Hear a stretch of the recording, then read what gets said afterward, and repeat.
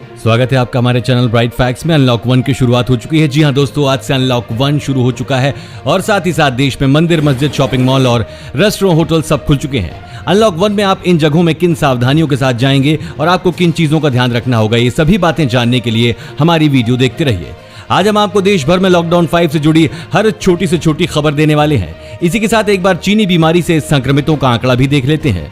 दोस्तों, संक्रमितों के मामले में महाराष्ट्र ने चीन को भी पीछे छोड़ा। देश में अब तक 2.57 लाख केस, 24 घंटे में रिकॉर्ड 10,884 मरीज बढ़े और इन आंकड़ों में हर घंटे ही इजाफा हो रहा है। इसी बीच देरी न करते हुए बढ़ते हैं आज की खबरों की तरफ। आज देखेंगे चीनी बीमारी से ठीक होना है तो इन चीजों का सेवन जरूर करें, जाने पूरी लिस्ट। और दिल्ली में अब बिना आईडी प्रूफ के नहीं किया जाएगा चीनी बीमारी का इलाज, केजरीवाल ने दिया आदेश। आगे देखेंगे देश में 15 अगस्त के बाद खुलेंगे सभी स्कूल, केंद्र सरकार ने जारी किया आदेश। साथ ही साथ रेलवे में नौकरी के कई विभागों में निकली है वैकेंसी, जल्द करें आवेदन। और लॉकडाउन में महंगाई की मार, 2 गुना हुए प्याज के भाव। सभी खबरों को विस्तार से जानने के लिए बने रहिए हमारे साथ। लेकिन उससे पहले इस वीडियो को बनाने में मुझे बहुत मेहनत लगती है और इस मेहनत के लिए वीडियो को आप एक छोटा सा लाइक जरूर कर दें। बिना देरी के लिए चलते हैं आपको हमारी आज की सबसे पहली खबर की तरफ। चीनी बीमारी से ठीक होना है तो इन चीजों का सेवन जरूर करें। दोस्तों, जैसा कि आप जानते हैं पूरी दुनिया में चीनी बीमारी का खौफ फैला हुआ है और दुख की बात यह है कि अभी तक इसकी वैक्सीन नहीं निकाली गई है। ऐसे में दिन ब दिन मरीजों का इजाफा होते देख लोगों में डर बैठ गया है कि उन्हें कहीं ये बीमारी ना पकड़ ले। इसी के साथ लोगों के दिलो दिमाग के अंदर यह भी सवाल है कि आखिर बिना वैक्सीन के चीनी बीमारी ठीक कैसे हो सकती है। तो आज हम आपको इस सवाल का जवाब दे देते हैं। दोस्तों, ये कमाल है आपकी बॉडी की इम्यूनिटी का, आपके शरीर की रोग प्रतिरोधक क्षमता के हिसाब से चीनी बीमारी आप पर असर करती है। इसी के चलते सरकार ने 10 साल से छोटे बच्चों को और 60 साल से बड़े बूढ़ों को घर पर रहने के आदेश दिए हैं, क्योंकि इनके अंदर ये क्षमता काफी कम होती है। यदि आपको किसी तरह की बीमारी है जैसे कि डायबिटीज, कैंसर, एड्स या कोई अन्य गंभीर बीमारी, तो चीनी बीमारी का असर आप पर ज्यादा होगा और जान जाने का खतरा भी हो सकता है। अगर आप भी चीनी बीमारी से बचना चाहते हैं तो इन चीजों का सेवन बिल्कुल न करें। शराब, फास्ट फूड, सोडा से भरे drink, refined oil, chips, Kurkure जैसे प्रोसेस्ड फूड, कॉफी, मिठाइयां और भी पैक्ड सामग्री। यदि आपको चीनी बीमारी से खुद को बचाकर रखना है तो घर पर पकी हुई ताजा सब्जियां आपके लिए बहुत अच्छी साबित होंगी।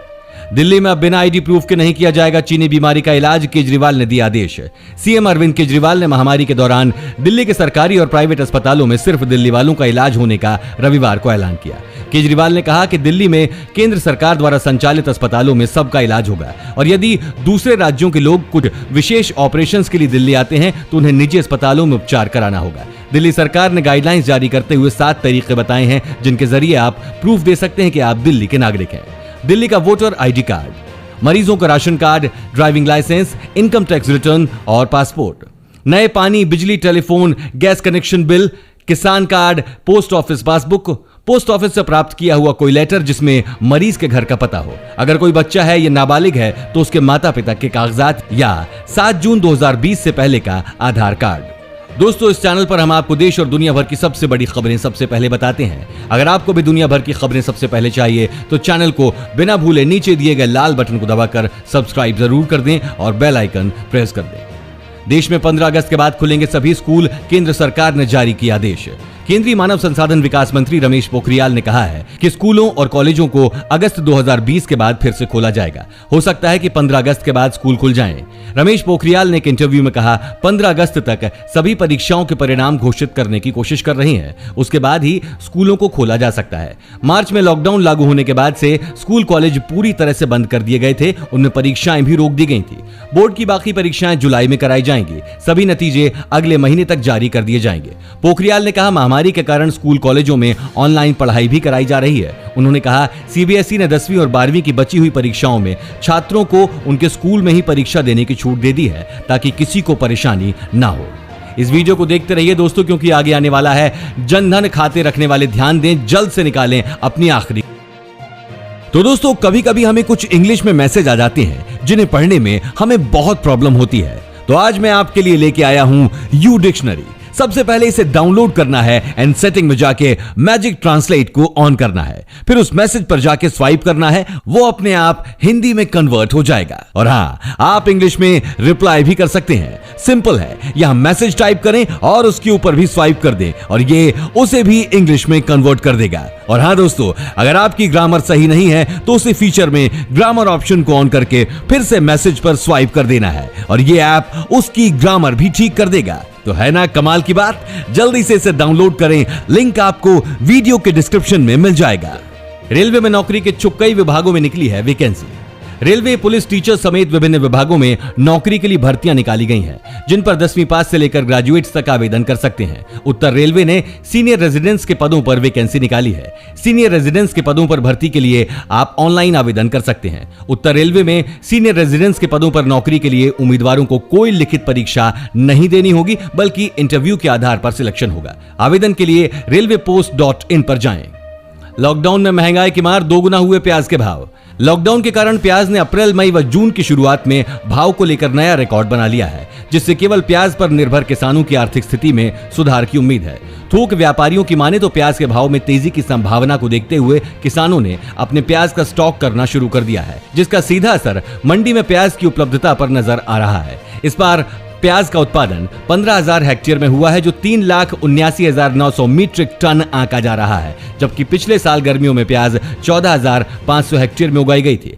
लॉकडाउन में परिवहन सुविधा कम होने के कारण महाराष्ट्र का प्याज प्रदेश की दूसरी मंडियों तक नहीं पहुंच पाया और शेखावटी के प्याज की ज्यादा मांग रही। इस कारण किसानों को प्याज के अच्छे भाव मिल रहे हैं। जनधन खाता रखने वाले ध्यान दें, आने वाले हैं 500 रुपए, ऐसे निकालें अपने पैसे।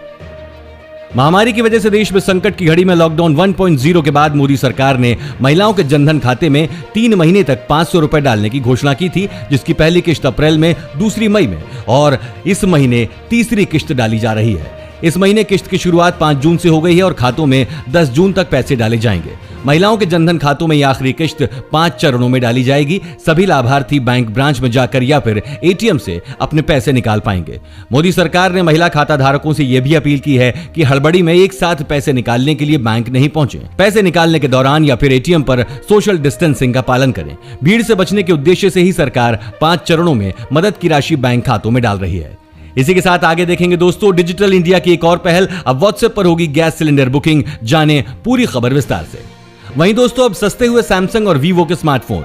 जी हां, लॉकडाउन के बीच कुछ स्मार्टफोन्स के दाम में कटौती हो गई है। यानी अगर आप फोन खरीदने की सोच रहे हैं तो लॉकडाउन के बाद इन स्मार्टफोन्स के बारे में सोचा जा सकता है। वीवो और सैमसंग के बीच भारतीय स्मार्टफोन मार्केट में कड़ी टक्कर है और इन्हीं दोनों कंपनियों ने अपने फोन भी सस्ते किए हैं। दोस्तों, वीवो S1 16,990 रुपए में मिल रहा है, वहीं सैमसंग गैलेक्सी M21 13,199 रुपए में मिलेगा। साथ ही में सैमसंग गैलेक्सी A50s अब 18,599 रुपए का मिलेगा। घर बैठे मोबाइल से बनवाएं राशन कार्ड, बहुत आसान है तरीका। दोस्तों, अब घर पर बैठे ही आसानी से राशन कार्ड बनवा सकते हैं। इसके लिए राज्य ने अपना अलग पोर्टल बनाया हुआ है। आप जिस राज्य से हैं, आपको उसी राज्य के ऑनलाइन पोर्टल पर जाकर आवेदन करना होगा। पोर्टल के अंदर डाउनलोड फॉर्म्स पर जाएं और फिर राशन कार्ड एप्लीकेशन फॉर्म पर क्लिक कर फॉर्म को डाउनलोड करें। डाउनलोड किए गए फॉर्म को भरकर आपको उसके साथ कुछ प्रूफ लगाने होंगे, जिनमें एड्रेस प्रूफ, बैंक पासबुक, जाति प्रमाण पत्र और परिवार के सभी सदस्यों के आधार की फोटोकॉपी शामिल है। फॉर्म और इन सभी जरूरी दस्तावेजों की कॉपी लगाकर करीबी राशन डीलर या फिर फूड सप्लाई ऑफिस में जमा करें। आपको राशन कार्ड के आवेदन के समय 45 रुपए तक की फीस देनी होगी। इसके बाद फील्ड वेरिफिकेशन के लिए आपके पास सरकारी अधिकारी आएगा, जो फॉर्म में दी गई जानकारियों की जांच की पुष्टि करेगा। आवेदन करने के 30 दिन के भीतर यह जांच पूरी हो जाएगी। सही होने पर 30 दिन के अंदर आवेदक के लिए राशन कार्ड जारी हो जाता है। अब व्हाट्सएप पर होगी गैस सिलेंडर की बुकिंग, ऐसे करें बुकिंग। देश की दूसरी सबसे बड़ी तेल वितरण company Bharat petroleum corporation limited ने गैस उपभोक्ताओं के लिए एक नई और बड़ी सुविधा की शुरुआत की है। अब आप अपने व्हाट्सएप से गैस सिलेंडर बुक कर सकते हैं। कंपनी ने मंगलवार को ग्राहकों की सुविधा के लिए देश भर में व्हाट्सएप के माध्यम से एलपीजी बुकिंग सेवा शुरू करने की घोषणा की। कंपनी ने बताया है कि उसने गैस सिलेंडर बुकिंग के लिए एक नया व्हाट्सएप बिजनेस चैनल लॉन्च किया है। व्हाट्सएप पर यह बुकिंग ग्राहक के company BPCL smart line number 1800224344 पर पंजीकृत मोबाइल नंबर से आसानी से की जा सकती है। आगे देखेंगे, ऑटो और ई रिक्शा ने 50% बढ़ाया किराया, जानिए रेट। 10 जून से शुरू हो रहा है राम मंदिर का निर्माण, महामारी के बीच बड़ा कार्यक्रम। दोस्तों, महामारी के बीच सालों से चली आ रही बहस पर 10 जून को पूरी तरह से पूर्ण विराम लग जाएगा। 10 जून से अयोध्या में श्री राम मंदिर निर्माण की शुरुआत होने जा रही है। अयोध्या में राम जन्मभूमि परिसर में मंदिर निर्माण को लेकर तैयारी पूरी की जा चुकी है। परिसर में फाउंडेशन बनाए जाने की तैयारी को लेकर L&T कंपनियों के अधिकारियों ने परिसर में डेरा डाल दिया है। वहीं मंदिर निर्माण की प्रक्रिया के लिए परिसर में धार्मिक अनुष्ठान का बड़ा आयोजन किया जाएगा। यह आयोजन परिसर में स्थित प्राचीन कुबेर टीला पर होगा, जहां भगवान शिव विराजमान है। 10 जून को कमल नयन दास अन्य संतों के साथ पूजन को प्रारंभ करेंगे, जो सुबह 8 बजे से शुरू होकर 2 घंटे तक किया जाएगा।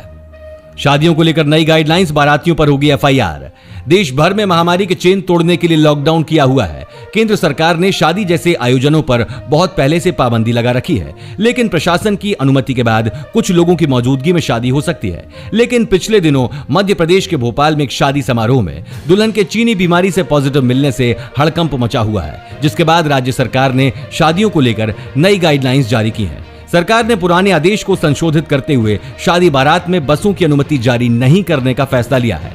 मध्य प्रदेश के गृह मंत्री नरोत्तम मिश्रा ने कहा कि शादी समारोह में ज्यादा भीड़ होने से संक्रमण का खतरा बढ़ता जा रहा है। ऐसे में अब शादी बारात में किसी तरह की गाड़ी और बस चलाने की अनुमति नहीं दी जाएगी। सभी को शादी समारोह की नई गाइडलाइंस का पालन करना होगा, अन्यथा उसके खिलाफ कार्रवाई अमल में लाई जा सकती है। उन्होंने बताया, बारात में निर्धारित संख्या से अधिक लोगों को ले जाने पर FIR दर्ज होगी। ऑटो और ई-रिक्शा ने 50% किराया बढ़ाया, जानिए रेट। ऑटो व ई-रिक्शा चालकों ने 50% तक किराया बढ़ा दिया है। महामारी को देखते हुए प्रशासन ने ऑटो व ई-रिक्शा चालकों को 3 से अधिक सवारियां नहीं बिठाने के निर्देश दिए हैं। ऐसी स्थिति में चालकों के लिए ऑटो के तेल का खर्चा निकालना भी मुश्किल हो गया था। इसको देखते हुए ऑटो व ई-रिक्शा चालकों ने किराए में बढ़ोतरी कर दी है। बस व जीपों का संचालन नहीं होने से ऑटो व ई-रिक्शा चालकों को सवारियों के लिए कड़ी मशक्कत करनी पड़ रही है। हालत यह है कि पूरे दिन मेहनत करने के बाद भी चालक तेल व मरम्मत का खर्चा तक नहीं निकाल पा रहे हैं। आर्थिक तंगी से जूझ रहे कई चालकों ने ऑटो व ई-रिक्शा का काम छोड़ दूसरा काम पकड़ लिया है। साथ ही देखेंगे दोस्तों, आज से शुरू होगा प्राइवेट बसों का संचालन। जानिए क्या बातें ध्यान में रखने की है जरूरत। आज से खुलेंगे होटल, रेस्टोरेंट और शॉपिंग मॉल। चीनी बीमारी से बचना है तो एंट्री एग्जिट का तरीका जरूर जान लें। देश भर में एक लंबे लॉकडाउन के बाद अब अनलॉक 1.0 के तहत आज से ऑफिस, रेस्टोरेंट, होटल और शॉपिंग मॉल्स आदि खुल जाएंगे। सरकार ने साफ कहा है कि गाइडलाइंस की सभी शर्तों का पालन करना अनिवार्य होगा। इसे कहीं भी आने जाने वालों को ध्यान में रखना होगा। 2 व्यक्तियों के बीच कम से कम 6 फीट की दूरी मेंटेन करने के साथ ही फेस मास्क पहनना अनिवार्य होगा। होटल या रेस्टोरेंट के एड्रेस पर हैंड सैनिटाइजर और थर्मल स्क्रीनिंग की व्यवस्था करनी होगी और केवल बिना लक्षण वाले स्टाफ और गेस्ट्स को ही अंदर जाने की अनुमति मिलेगी। सभी होटल्स या रेस्टोरेंट में पेमेंट के लिए कॉन्टैक्टलेस विकल्प को चुनना होगा। सभी जगहों पर लगातार सफाई करनी होगी और खाने के लिए रूम सर्विस या टेक अवे को बढ़ावा दिया जाएगा। असम में बाढ़ से बुरे हैं हालात, 50,000 से ज्यादा लोग हुए प्रभावित। असम में बाढ़ के हालात रविवार को भी गंभीर बने रहने के साथ ही अब भी 6 जिले के 60,000 लोग प्रभावित हैं। अधिकारियों ने कहा कि लखीमपुर जिले में बाढ़ का पानी कम हुआ है, लेकिन 2 नए जिले धेमाजी और पश्चिम कार्बी में पानी घुस गया। असम राज्य आपदा प्रबंधन प्राधिकरण की दैनिक बाढ़ रिपोर्ट के मुताबिक बाढ़ के कारण धेमाजी, गोलापारा, नगांव, होजाई, पश्चिम कार्बी, आंगलांग और कछार जिले के 59,840 लोग प्रभावित हैं। सूत्रों के मुताबिक पिछले 24 घंटे में गोलपारा में 5 लोगों को बचाया गया है। वर्तमान में 103 गांव बाढ़ की चपेट में हैं और 6,439 हेक्टेयर में लगी फसल बर्बाद हुई है। आज से शुरू होगा प्राइवेट बसों का संचालन। जानिए क्या बातें ध्यान में रखने की जरूरत है। मुजफ्फरनगर में सोमवार को विभिन्न रूटों पर प्राइवेट बसों का संचालन शुरू हो जाएगा। Muzaffarnagar Saharanpur Roorkee motor operators union के सचिव ब्रह्मा सिंह मलिक ने बताया कि लॉकडाउन के बाद सोमवार से प्राइवेट बसों का संचालन शुरू हो रहा है। उन्होंने बताया कि मुजफ्फरनगर से रोहाना, देवबंद, नागल, गागलहेड़ी, सहारनपुर रूट पर बसों का संचालन शुरू किया जाएगा। उन्होंने बताया कि रूट की सभी बसों को सैनिटाइज करा दिया गया है तथा सोशल डिस्टेंस का ध्यान रखा जाएगा। स्टाफ को ग्लव्स, मास्क आदि देते हुए बसों में सीटों की क्षमता के अनुसार ही